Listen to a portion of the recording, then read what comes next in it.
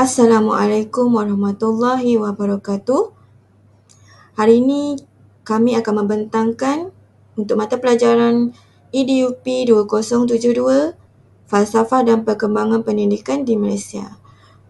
Tajuk yang akan bakal kita bentangkan hari ini adalah tentang analisis perkembangan sistem pendidikan di Malaysia dan hubungannya dengan falsafah pendidikan dalam membentuk kemenjadian murid. Saya Asia binti Sufian dan dua orang lagi rakan saya akan membentangkan pada hari ini. Baiklah, kandungan daripada pembentangan ini adalah tentang yang pertama, falsafah pendidikan kebangsaan. Yang kedua, perkembangan sistem pendidikan di Malaysia iaitu dari sebelum merdeka sehinggalah selepas merdeka dan hubung kaitnya dengan falsafah pendidikan kebangsaan dalam membentuk kemenjadian murid. Seterusnya, last kali kita akan bercakap tentang kesimpulan. Baiklah, sebelum saya teruskan ke arah yang lebih lanjut, saya akan menyenaraikan 11 elemen falsafah pendidikan kebangsaan. Yang pertama, pendidikan suatu usaha berterusan. Yang kedua, memperkembang potensi individu. Yang ketiga, perkembangan potensi secara menyeluruh dan bersepadu. Yang keempat, insan yang seimbang dan harmonis. Yang kelima, kepercayaan kepada Tuhan dan kepatuhan kepada Tuhan. Yang keenam, rakyat Malaysia yang berilmu pengetahuan. Yang ketujuh, rakyat Malaysia yang berketerampilan. Yang ke-8, rakyat Malaysia yang berakhlak mulia. Yang ke-9, rakyat Malaysia yang bertanggungjawab. Yang ke-10, rakyat Malaysia yang berkeupayaan menikmati kesejahteraan diri. Yang ke-11, rakyat Malaysia yang memberi sumbangan. Okey, untuk dalam membentuk kemenjadian murid bermaksud pendidikan di sekolah melahirkan murid yang berilmu pengetahuan, berkemahiran berfikir, berkemahiran memimpin, berkemahiran dui bahasa, beretika dan kerohanian dan mempunyai identiti nasional. Itulah maksud kemenjadian murid. Baiklah, sebelum merdeka kita ada dua jenis pendidikan, iaitu dari sebelum kedatangan British dan selepas dan semasa penjajahan British. Okey, baik. Untuk sebelum kedatangan British pada tahun 1400 sampai tahun 1786 ada 3 peringkat perkembangan pendidikan. Kita ada peringkat pertama, murid-murid belajar mengaji Al-Quran dan Fardu Ain daripada guru-guru yang dikenali sebagai ulama di rumah mereka. Dan peringkat kedua, terdapat pertambahan murid, lalu mereka duduk dalam bulatan bersama ulama di masjid, surau dan madrasah. Dan yang peringkat yang ketiga, mereka mempelajari tauhid, Al-Quran, fiqh, nahwu, sufi, tasawuf dan akhlak. Murid-murid tinggal di pondok dan belajar di madrasah. Okey, setelah tamat pelajaran, mereka melanjutkan pelajaran mereka lagi ke Timur Tengah, iaitu ke Mesir, Kahirah, Pakistan dan India. Okey, baik. Tadi saya terangkan sebelum merdeka, iaitu tentang murid-murid belajar mengaji Al-Quran dan Fardu Ain daripada guru-guru yang dikenali sebagai ulama di rumah mereka. Okey, tentang pernyataan ini kita boleh kaitkan elemen falsafah pendidikan mereka, falsafah pendidikan kebangsaan dengan kepercayaan dan kepatuhan kepada Tuhan. Baiklah. Okey, kenapa saya cakap macam tu? Sebab kita tengok base kepada pernyataan tersebut, mereka belajar mengaji Al-Quran dan Fardu Ain, iaitu ke arah keagamaan, iaitu ke arah agama Islam. Jadi dalam membentuk kemenjadian murid melalui pembelajaran ini akan melahirkan murid yang berilmu pengetahuan dalam bidang agama seperti contoh Al-Quran, Tauhid dan sebagainya yang lain-lain yang subjek agama. Kalau kita tengok kat sini pun untuk untuk melahirkan murid yang berilmu pengetahuan tentang agama dan melahirkan murid yang akhlak mulia, kita perlu terapkan subjek-subjek dalam bidang agama kepada mereka supaya mereka bila mereka dewasa kelak, asas-asas agama ini telah mereka ketahui.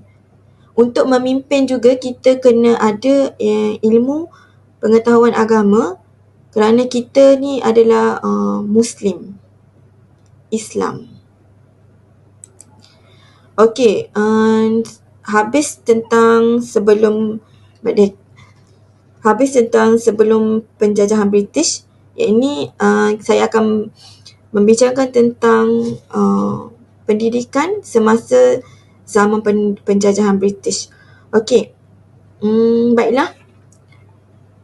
Semasa penjajahan British pula kita ada dua, iaitu sebelum Perang Dunia Kedua dan selepas Perang Dunia Kedua. Baik, sebelum Perang Dunia Kedua, 1786 hingga 1941, kita ada 3 peringkat pendidikan, iaitu pendidikan menengah dan rendah, latihan perguruan dan pendidikan tinggi. Baik, semasa zaman penjajahan British, British telah memperkembangkan 4 jenis sekolah vernacular. Kita ada di bawah vernacular Melayu, vernacular Cina, sekolah vernacular India dan sekolah vernacular Inggeris. Okey, baik. Di bawah penjajahan British, British telah mengasingkan keempat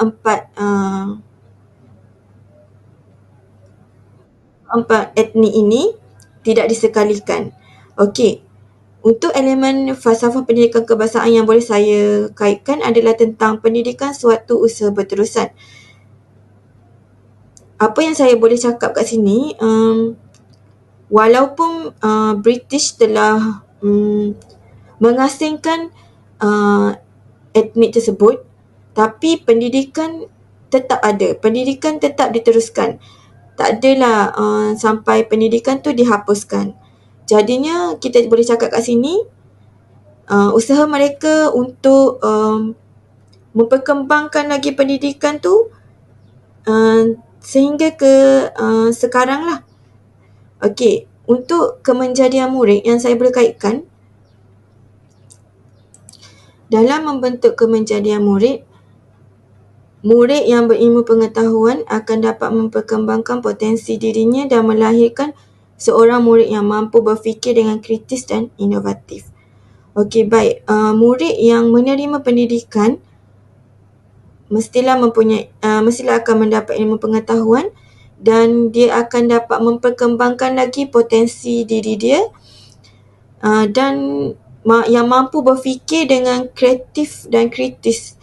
Baik, kalau macam seseorang murid itu tidak mempunyai pendidikan ataupun dia belajar tapi belajar sampai setakat sikit je, jadi dia punya ilmu pengetahuan tu akan terhad lah.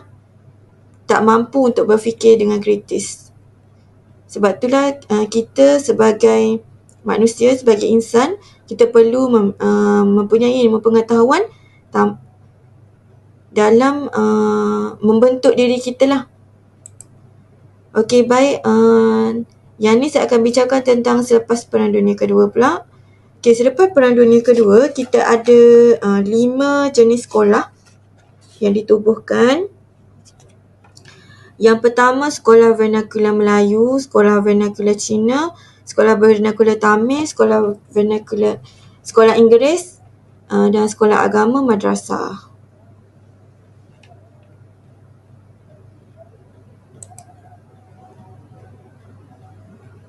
Okey, baik. Pendidikan sebelum merdeka 1941 hingga 1956, orang Melayu selepas perang, orang Melayu mendesak diberi peluang pendidikan yang lebih luas. Dan disebabkan itulah telah ditubuhkan satu jawatan kuasa pada tahun 1951 yang dinamakan Jawatan Kuasa Barnes. Di dalam laporan Barnes, kenapa laporan Barnes tu ditubuhkan adalah untuk membubarkan sistem pendidikan sistem persekolahan vernakular dan digantikan dengan sekolah kebangsaan bagi semua kaum. Okey, cadangan di dalam laporan Barnes kita boleh tengok mencadangkan tentang sekolah yang berbilang bangsa. Okey, kesan daripada laporan Barnes tidak dipersetujui oleh kaum Cina. Kenapa? Sebab mereka mengatakan yang laporan Barnes ni tidak laporan Barnes ini menghapuskan kaum Cina. Jadi sebab itulah dibentuk satu lagi laporan yang dinamakan laporan Fan Wu. Okey, laporan Fan Wu ini ada cadangan-cadangan di dalam laporan Fan Wu. Okey, dari laporan Barnes dan laporan Fan Wu dibentuk jawatan kuasa dan dicadangkan matlamat pendidikan akan tercapai melalui pembentukan sekolah berbilang kaum yang bercorak kebangsaan, sekolah kebangsaan selama 6 tahun, pengantar bahasa sekolah kebangsaan ialah bahasa Inggeris dan bahasa Melayu, menyediakan kemudahan untuk mengajar bahasa Cina dan Tamil. Okey, daripada laporan Barnes dan Fan Wu dapat kita tengok, dapat kita kaitkan elemen falsafah pendidikannya tentang insan yang seimbang dan harmonis. Okey, kenapa harmonis? Sebab kita dapat lihat daripada laporan Barnes dan laporan Fan Wu ni, dia orang mencadangkan tentang sekolah yang pelbagai kaum. Kalau sebelum tadi kita tengok masa British mereka diasingkan, tapi untuk laporan Fan Wu dengan laporan Barnes ni, dia orang cadangkan tentang sekolah yang maksudnya sekolah yang ada pelbagai kaum. Yang belajar pun ada bahasa Melayu, bahasa Cina dan juga bahasa Tamil, tapi bahasa Melayu sebagai bahasa pengantar.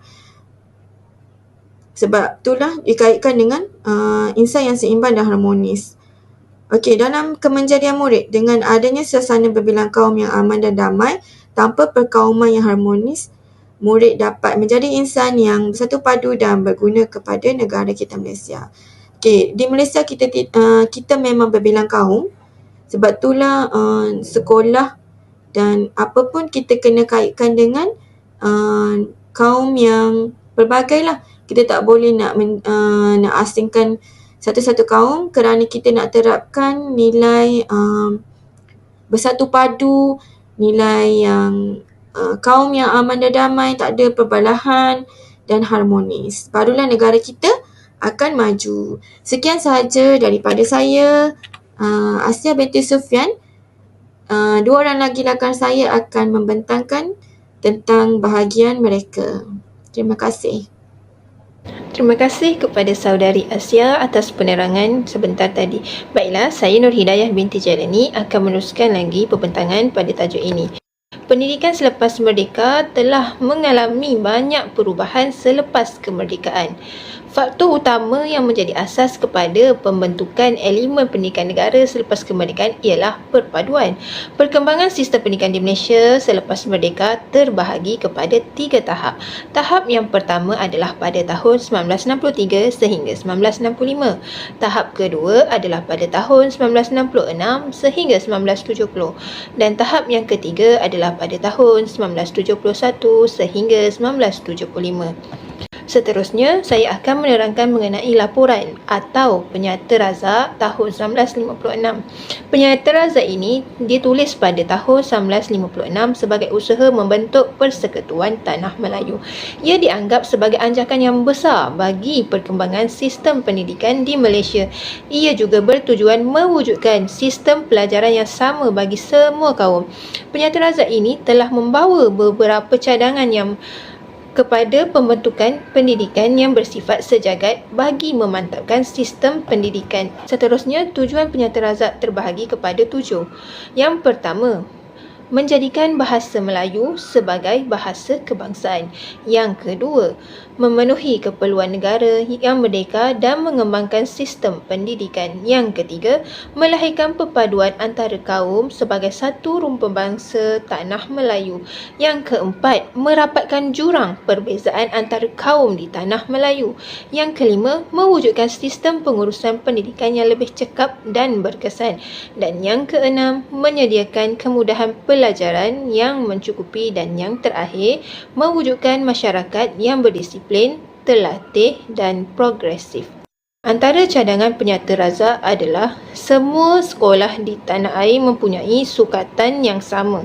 Bahasa Melayu dijadikan bahasa kebangsaan dan bahasa penghantar utama. Bahasa Inggeris diwajibkan di semua sekolah rendah dan menengah. Selain itu, bagi sekolah jenis kebangsaan, bahasa Cina dan bahasa Tamil menjadi bahasa penghantar.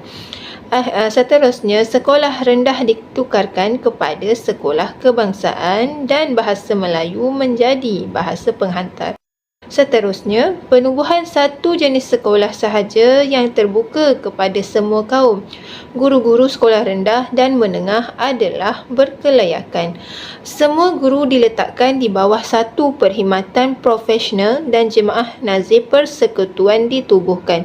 Dan akhir sekali adalah sistem pendidikan sekolah menengah adalah sekolah menengah rendah iaitu SMR, sekolah menengah atas iaitu SMA dan pra-universiti.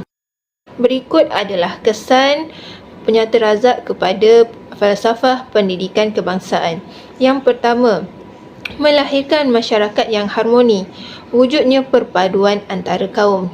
Yang kedua, melahirkan persefahaman antara rakyat tanpa mengira kaum, melahirkan rakyat yang dapat memberikan sumbangan. Yang ketiga, melahirkan individu yang berilmu pengetahuan dalam pelbagai bidang ilmu, memberi manfaat kepada diri sendiri dan orang lain. Dan yang keempat, ilmu dapat disebar dengan mudah. Kaum-kaum dapat mempelajari ilmu pengetahuan dengan bahasa ibunda sendiri. Yang kelima, melahirkan rakyat yang cinta akan negara, melahirkan masyarakat yang bersatu padu. Dan yang keenam, melahirkan masyarakat yang bersatu padu, harmoni dan makmur. Yang ketujuh, melahirkan rakyat yang berpengetahuan dan berkemahiran tinggi, melahirkan insan yang berguna kepada negara. Yang ke-8, ilmu dapat disebar secara peringkat, mengembangkan bakat dan potensi yang sesuai dengan kanak-kanak. Seterusnya saya akan menerangkan Laporan Rahman Talib 1960. Laporan Rahman Talib ini telah menjadi perintis ke arah pengukuhan sistem pendidikan kebangsaan di Malaysia. Selepas merdeka, Malaysia merupakan negara baru dan memulakan zaman untuk mengukuhkan semula pendidikan supaya selari dengan matlamat perpaduan nasional. Diperakui dalam Akta Pendidikan 1961 yang mengandungi cadangan-cadangan dalam penyata razak dengan tujuan menyatukan kaum di Malaysia. Tujuan Laporan Rahman Talib terbahagi kepada dua. Yang pertama, ia bertujuan untuk menyemak semula penyata razak dan kesan-kesan pelaksanaannya. Dan yang kedua, untuk memperbaiki sistem pendidikan yang dianggap tidak bersesuaian dengan keadaan pada waktu itu. Antara implikasinya terhadap FPK iaitu falsafah pendidikan kebangsaan, yang pertama, pendidikan adalah satu usaha berterusan. Yang kedua, memperkembangkan lagi potensi individu. Yang ketiga, melahirkan rakyat Malaysia yang berilmu. Yang keempat, melahirkan rakyat yang berakhlak mulia. Yang kelima, rakyat yang bertanggungjawab. Yang keenam, rakyat yang berketerampilan. Baiklah, yang terakhir saya akan menerangkan Ordinan Pelajaran 1967. Ordinan Pelajaran dikenali juga sebagai Akta Bahasa Kebangsaan 1963 Palang 67. Ia merupakan satu akta bagi menyatukan undang-undang berhubung dengan penggunaan bahasa kebangsaan. Antara perkara yang diperincikan dalam Ordinan Pelajaran ataupun Akta Bahasa Kebangsaan ini ialah penguatkuasaan bahasa Melayu sebagai bahasa kebangsaan. Penggunaan berterusan bahasa Inggeris boleh dibenarkan. Penggunaan bahasa Inggeris boleh dibenarkan dalam parlimen dan dewan undangan. Teks hendaklah dalam bahasa kebangsaan. Bagi bahasa mahkamah, hendaklah dalam bahasa kebangsaan dan sebahagiannya adalah bahasa Inggeris. Tulisan bagi bahasa kebangsaan adalah tulisan Jawi. Bentuk angka dalam bahasa kebangsaan adalah angka Arab. Dan yang terakhir, semua borang rasmi hendaklah dalam bahasa kebangsaan. Jadi, kesannya terhadap falsafah pendidikan kebangsaan yang pertama, dapat melahirkan masyarakat yang bersatu padu. Yang kedua, menimbulkan rasa cinta akan negara dalam kalangan rakyat. Dan yang terakhir, mewujudkan masyarakat yang seimbang dan harmoni. Sekian sahaja daripada saya. Baiklah, saudara Faiz, sila sambung penerangan seterusnya. Assalamualaikum warahmatullahi wabarakatuh. Alhamdulillah. Seterusnya saya akan menyambungkan pembentangan. Nama diberi Muhammad Faiz bin Muhammad Iksan. Nombor angka giliran 2023-2024 00059. Okey, seterusnya kita akan masuk tajuk Laporan Jawatan Kuasa Kabinet 1979. Tahukah anda pada September 1974, Jawatan Kuasa Kabinet dipengerusikan oleh Menteri Pelajaran dan Timbalan Perdana Menteri Tun Dr. Mahathir Mohamad telah ditubuhkan. Okay, sebelum tu laporan Mahathir 1976 untuk mengkaji semula matlamat-matlamat dan keberkesanan sistem pendidikan yang diamalkan sekarang dengan tujuan memastikan keperluan tenaga manusia negara dipenuhi dalam jangka pendek dan jangka panjang, di samping untuk memastikan sistem pendidikan ini memenuhi matlamat negara untuk melahirkan masyarakat bersatu, berdisiplin dan terlatih. Laporan Kabinet 1979. Okey, laporan Kabinet 1979 merupakan satu kajian telah dijalankan untuk mengkaji pelajaran dalam menyahut cabaran sains dan teknologi serta dasar ekonomi baru. Terdapat 6 aspek penting laporan Kabinet 1979. Yang pertama, penegasan kepada paradigma kurikulum ala Malaysia. Yang kedua, penegasan kepada pendidikan asas dalam 3M, iaitu membaca, menulis dan mengira dan pengajaran pemulihan. Yang ketiga, pelajaran menengah atas melalui saluran akademik dan vokasional. Yang keempat, pendidikan kerohanian yang kukuh. Yang kelima, peningkatan keseluruhan mutu pelajaran. Dan yang keenam, kedudukan bahasa Inggeris sebagai bahasa kedua dikekalkan. Ini merupakan 6 aspek penting dalam laporan Kabinet 1979. Seterusnya kita pergi kepada hubung kait antara Jawatan Kuasa Kabinet 1979 dengan falsafah pendidikan Malaysia. Falsafah pendidikan kebangsaan. Okey. Yang pertama, kita tengok kat sini. Pendidikan kerohanian yang kukuh. Ini merupakan 6 aspek penting laporan Kabinet 1979, iaitu menekankan pendidikan kerohanian yang kukuh. Hal ini bertujuan untuk melahirkan rakyat yang berakhlak mulia. Ini seiring dengan falsafah pendidikan kebangsaan, iaitu bertujuan melahirkan rakyat yang berakhlak mulia. Okey, yang kedua, penegasan 3M, iaitu membaca, menulis, mengira. Hal ini kerana untuk melahirkan rakyat Malaysia yang berilmu dan berpengetahuan. Okey, seterusnya, Pelan Induk Pembangunan Pendidikan. Pelan Induk Pembangunan Pendidikan, iaitu PIPP 2006 hingga 2010 telah dirangka untuk melaksanakan dan merealisasikan satu sistem pendidikan yang holistik, progresif, bermoral dan bertaraf dunia. PIPP disempurnakan pelancarannya oleh Yang Amat Berhormat Datuk Seri Abdullah bin Haji Ahmad Badawi pada 16 Januari 2007. PPIP dan Misi Nasional. Misi Nasional memberikan penekanan yang tinggi ke atas pembangunan modal insan, iaitu minda kelas pertama, sebagai pendekatan utama bagi melonjak ke status negara yang maju. Matlamat PIPP adalah untuk menghasilkan pendidikan berkualiti untuk semua. Dua pendekatan utama sepanjang tempoh RMK 9. Yang pertama, penyelesaian tugas yang masih belum selesai dan kesamaratan peluang pendidikan. Yang kedua, kecemerlangan institusi pendidikan. Dan seterusnya, 6. Teras strategi pelan induk pembangunan pendidikan. Teras ni adalah teras strategi pelan induk pembangunan pendidikan yang utamalah. Yang pertama, teras yang pertama membina negara bangsa. Teras yang kedua, membangunkan modal insan. Teras yang ketiga, memperkasa sekolah kebangsaan. Teras yang keempat, merapatkan jurang pendidikan. Teras yang kelima, memartabatkan profesen keguruan. Teras yang keenam, melonjakkan kecemerlangan institusi pendidikan.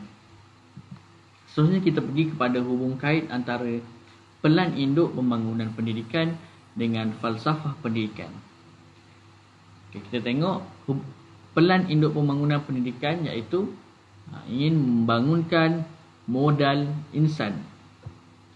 Membangunkan modal insan antara teras strategi pelan induk pembangunan pendidikan. Hal ini seiring dengan falsafah pendidikan iaitu ingin mengembangkan potensi secara menyeluruh dan bersepadu. Seterusnya, melonjakkan kecemerlangan institusi pendidikan. Ini amat penting bagi melahirkan rakyat Malaysia yang memberi sumbangan. Di mana semakin ramai, semakin banyak kecemerlangan institusi pendidikan, maka makin ramai rakyat Malaysia yang boleh memberi sumbangan kepada negara. Okey, seterusnya kesimpulan. Kesimpulannya adalah kemajuan sistem pendidikan di negara kita Malaysia semakin membangun dari hari ke hari. Hal ini sekaligus membantu merealisasikan falsafah pendidikan kebangsaan demi melahirkan insan yang seimbang dan holistik, mencakupi aspek jasmani, emosi, rohani dan intelek. Okey, sekian. Terima kasih. Assalamualaikum.